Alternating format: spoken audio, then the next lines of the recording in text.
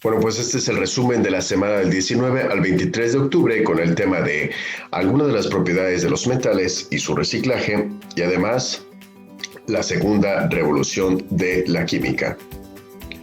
Y bueno, fíjate bien, en esta sesión vamos a estudiar por qué los metales son importantes en nuestra vida y cómo identificar algunas de sus propiedades físicas, además de reconocer su aprovechamiento en la tecnología. Algunos datos curiosos, como sabían que México ocupa el tercer lugar a nivel mundial como productor de bismuto, aportando el 6.86% del total global. Entonces, este elemento metálico se utiliza principalmente en el sector farmacéutico, en la cosmetología y en la producción de pigmentos.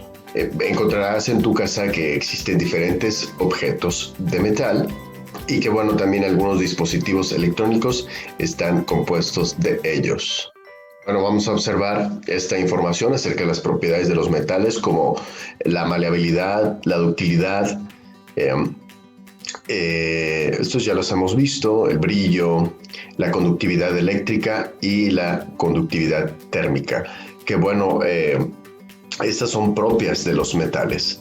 Sí, existen en diferentes propiedades, pero las exclusivas de los metales podemos decir que es maleabilidad, ductilidad, el brillo, la conductividad eléctrica o la conductividad térmica.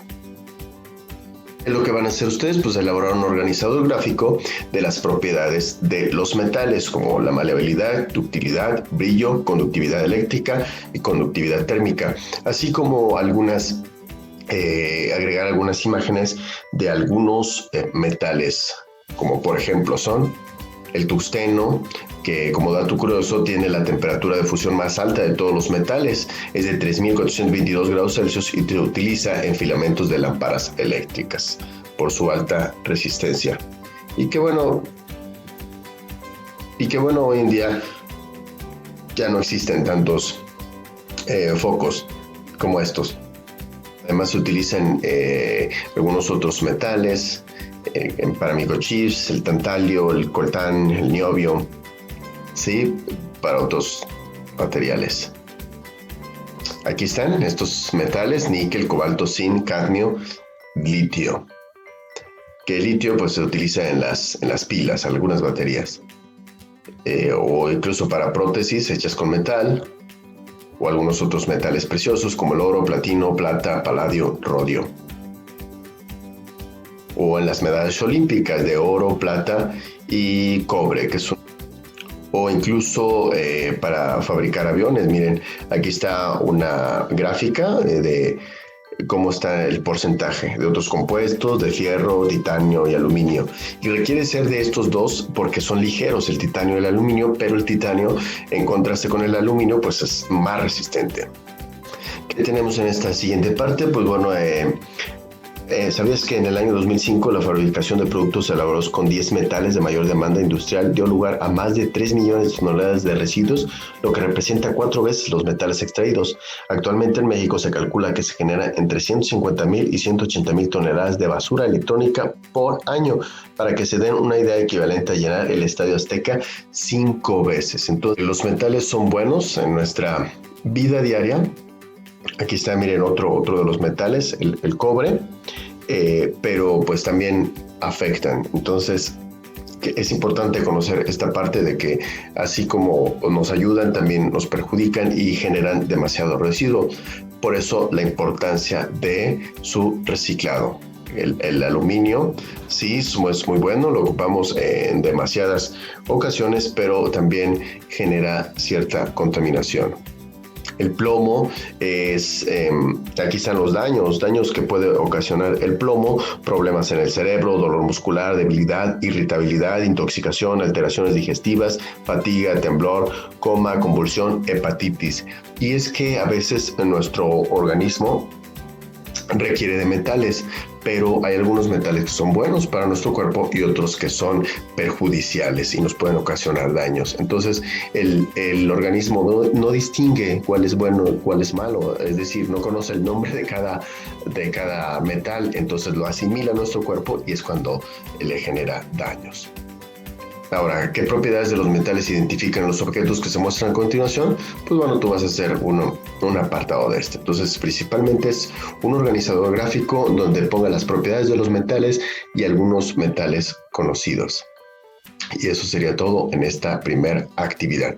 Ahora bien, vamos con esta segunda parte de la segunda revolución de la química. Robert Boyle comenzó a establecer que la presión de un gas en un recipiente cerrado es inversamente proporcional al volumen del recipiente. Entonces, este fue el primer investigador que trataba de dar algunos conceptos básicos.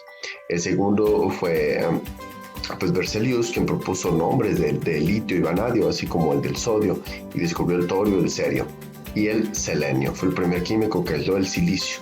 1823, el circonio, el torio, el titanio. Estos fueron algunos nombres. Estudió combinaciones de azufre con fósforo, flúor y los fluoruros. Determinó un gran número de equivalentes químicos. Canizaro, el problema de la determinación de los pesos atómicos quedó resuelto en 1858 por Stanislao Canizaro, quien reafirmó el concepto de molécula propuesto anteriormente por Avogadro. Esa es la primera como pieza clave dentro de esta segunda revolución de la química, los trabajos de Stanislao Canizaro.